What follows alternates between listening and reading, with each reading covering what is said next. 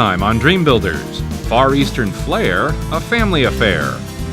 Two brothers build a pagoda-style home on a Maryland hillside.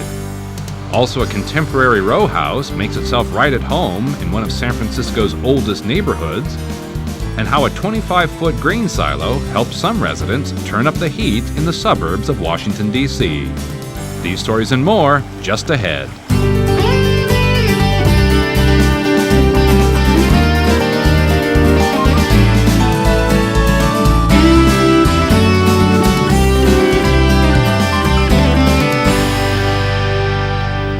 The pagoda-style roof is just part of the charm of this Asian-inspired home overlooking its own creek.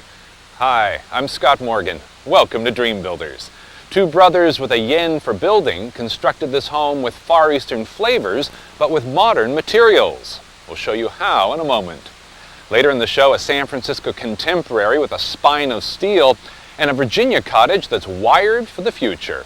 But we'll begin here in Ellicott City, Maryland, with this Mandarin Manor.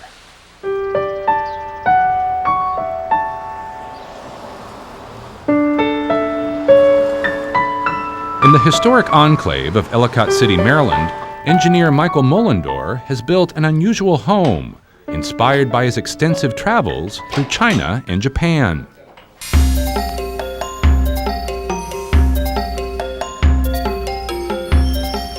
We'd already decided we wanted something that had an Oriental flavor to it. Not necessarily an Oriental house, but an Oriental flavor.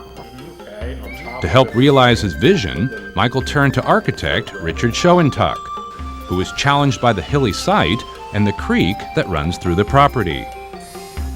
It was quite an interesting challenge to put a house on this site because of the slopes, the terrain, the beautiful stream down there. Once the design was put on paper, Michael turned to his brother Daniel to build the structure. I was fortunate to have the time in my schedule to give to the project, in addition to being in love with the whole concept of energy efficient housing. To have the owner be my brother made it all the sweeter. Constructing the home required building a bridge over the creek and blasting through layers of rock. Mike, was there another structure on the site before you built? There was an old foundation sitting right in here, yes. So you had to excavate into the side of the hill? Yeah, we had to excavate and blast. We had to have the bomb squad in. Are these rocks from that excavation? Yes, they are. Part of my zero maintenance program. Yeah, great patio furniture. Absolutely. Once the site was prepared, Daniel built a concrete retaining wall into the hillside. To frame the house, he used concrete to reduce heat loss and noise. Another great feature with the insulated concrete form walls is its sound deadening. And even though we've got this creek out there that makes all kinds of overwhelming, almost white noise, the house is just, you can hear a pin drop anywhere. On the outside, the concrete forms are sheathed in fiber cement siding and redwood trim to resemble the stucco and wood of traditional Asian buildings. On the roofs, dark gray ceramic tiles cover structural insulated panels to create the look of a pagoda. Even though the design looks very Chinese or very Oriental, in fact, the construction, other than the outside geometry and the tile roof on top, is really very contemporary. The home also has an unexpected layout, with the main living spaces placed on the second floor and bedrooms below. The arrangement allows rooms on the upper level to open to decks with views of the creek. The Japanese style that I so much loved here were the terraces all the way around, the wood balconies, and the large eaves, the overhangs. Inside, the Zen spirit continues with spaces filled with antiques from China and Japan.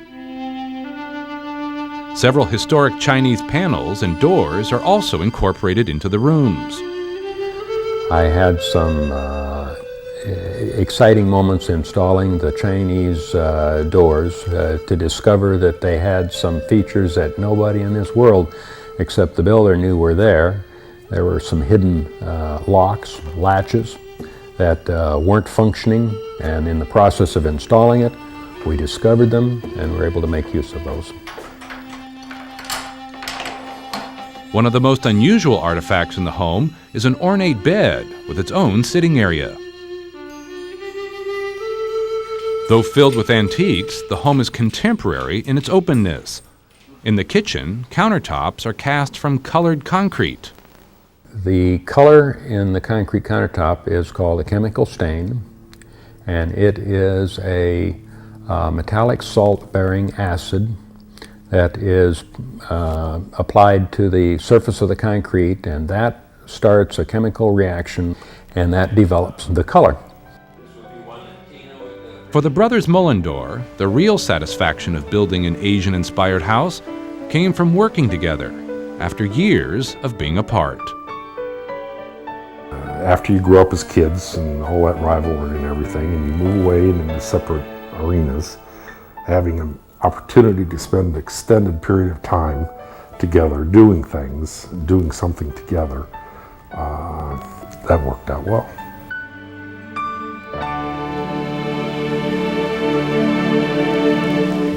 Still to come, from the steel trusses to the steel stairway, a San Francisco home that required a lot of heavy lifting, and a cottage in rural Virginia that keeps its owners connected to urban life. Dream Builders will be right back.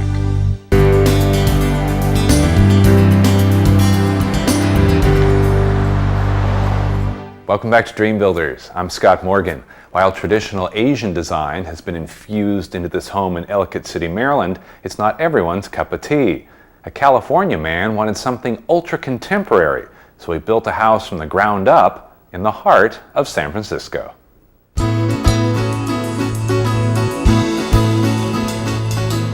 San Francisco's Mission District has long outgrown its 19th century roots.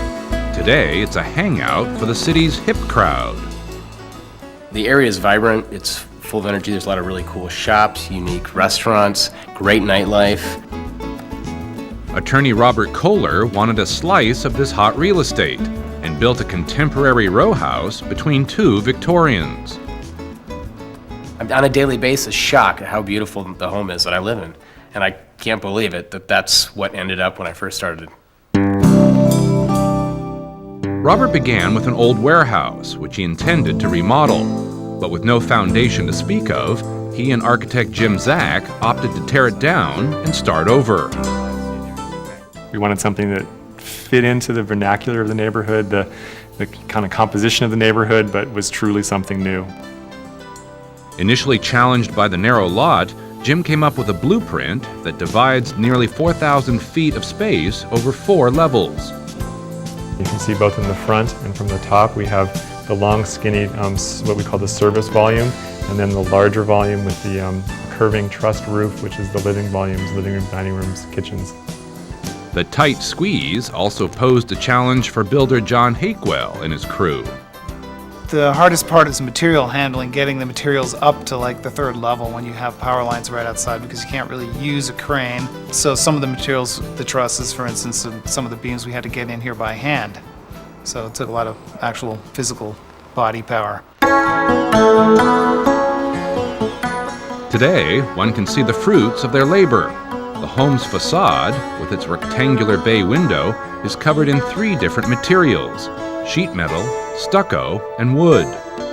It's a traditional piece of material that should always, I think, be used in a home. I mean, it's very nice and it's very warm. The stucco also in San Francisco is fairly traditional as well. And then the steel, really, the metal siding, is sort of reflective of this very contemporary design. Dramatic spaces fill the interior of the home. The living room soars 3 stories, ending with a ceiling of exposed steel trusses. John Hakewell recalls the day they were mounted. They're like 350, 400 pounds a piece, and it was difficult to get them in here because the power lines, and when you install them, it's difficult to keep them from rolling over. A 3-sided glass fireplace competes for attention with the massive steel staircase. We have the center pole support, and the stair sort of, in a sense, hangs off of that center support. It doesn't touch the walls anywhere except where it meets another floor level. A third-floor catwalk overlooks the entire space. It creates a circular flow around the entire living room. The dining room and kitchen, where Robert prepares gourmet meals, serve as contrast to the open design. In the interior, I tried to create a warm environment by using natural products. The flooring is bamboo. All the counters are limestone.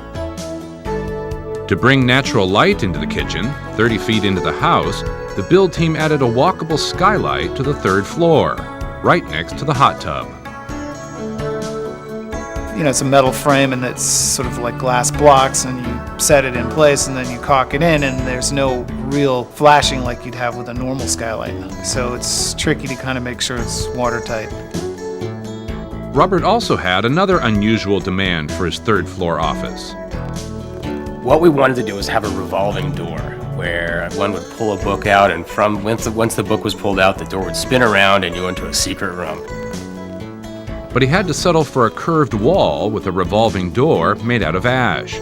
Still, he's very pleased. It's really quite dramatic to see the door spin around, and that leads into my office. Also on the third floor is Robert's large master suite. It has curved ceilings, steel trusses, and a balcony with city views. While I'm chatting on the telephone, I can stroll out there and get some fresh air. You get really the best view of the house. Both builder and architect say this Mission Modern represents the desires of a new generation of San Franciscans. Robert Kohler couldn't agree more. It surpassed my expectations. It's everything that I wanted and more.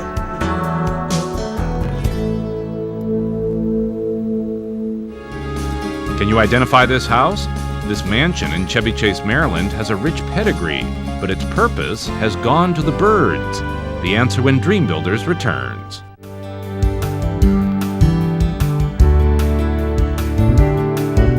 Did you identify the mystery house?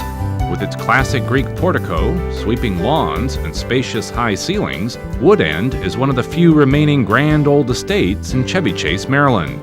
John Russell Pope, architect of the Jefferson Memorial, designed the house for Captain and Mrs. Chester Wells.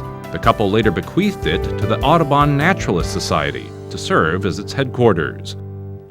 Welcome back to Dream Builders. I'm Scott Morgan. The owner of this Asian-inspired home in Ellicott City, Maryland, considers it his escape from a busy world.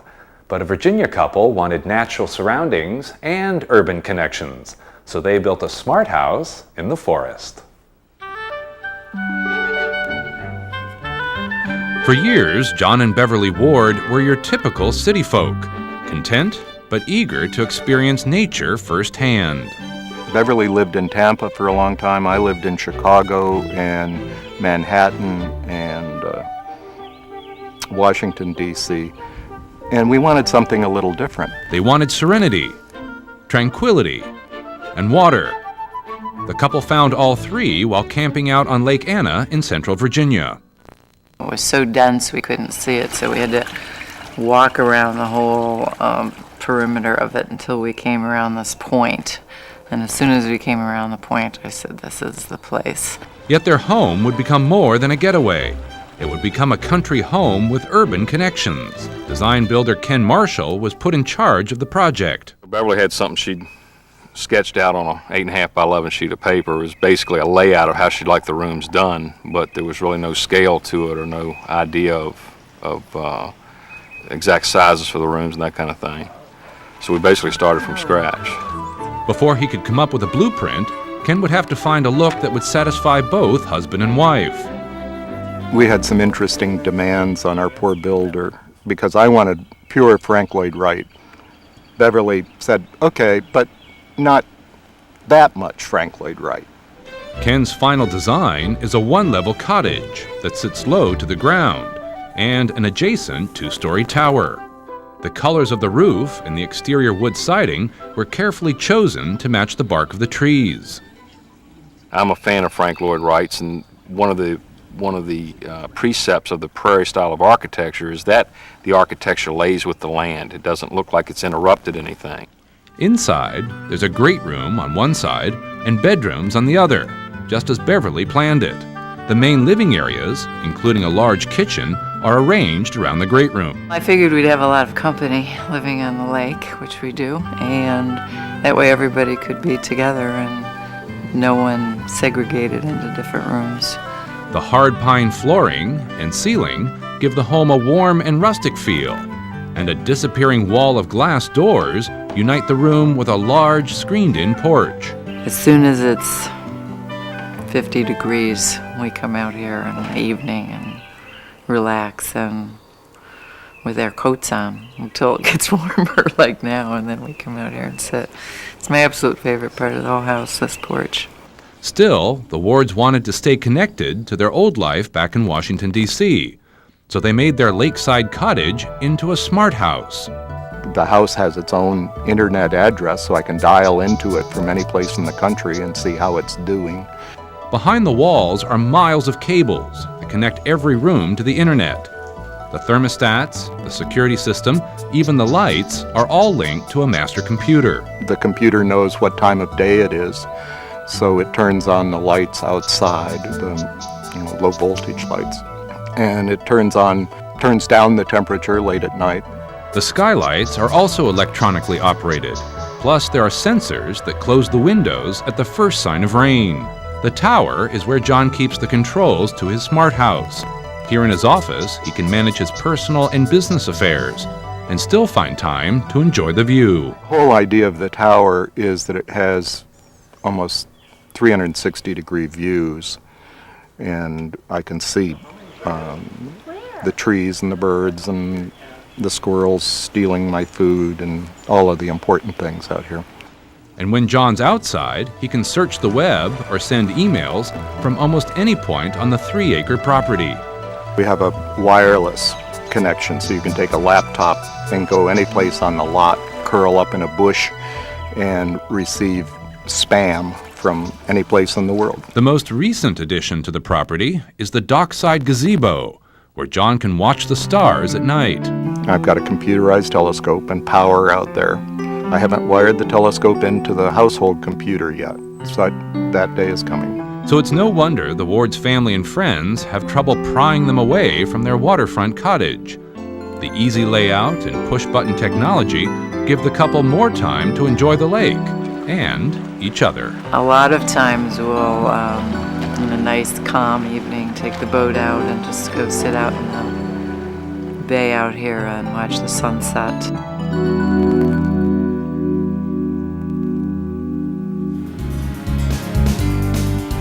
Just ahead, straight from the silo, a natural heat source comes to suburbia. Dream Builders will be right back.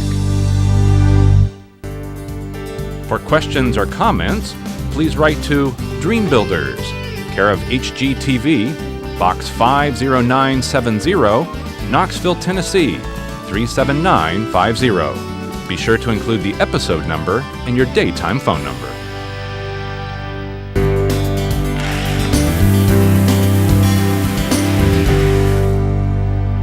Welcome back to Dream Builders. I'm Scott Morgan. This home in Ellicott City, Maryland is kept warm with radiant floor heating, but there are also organic ways to turn up the thermostat. In this week's Field Notes, a natural fuel source straight from the farm.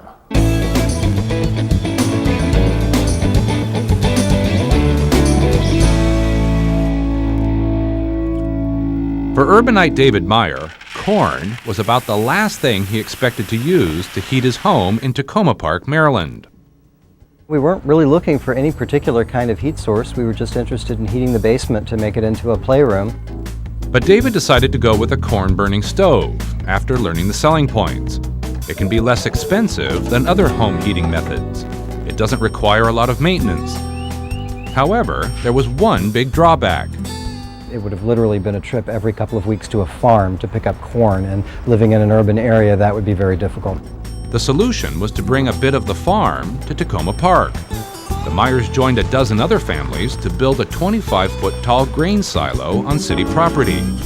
Mike Tidwell helped form the cooperative. And as far as we know, this is the only urban corn silo in the world for the purposes of home heating. Every 2 weeks, David fills 20 buckets with shelled corn from the silo.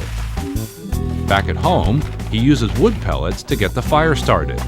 Once it's burning hot enough, an auger inside the hopper begins to rotate, dropping kernels of corn onto the fire a few at a time. In a 24-hour period, we probably burn 2 buckets of corn. The stove draws cool air over a heat exchanger and then blows the warm air out into the family's playroom. It's safe because it doesn't draw air from the inside of the house for combustion, and it also doesn't exhaust the carbon monoxide into the house. The corn is burned into a fine fly ash, which David cleans out about once a week.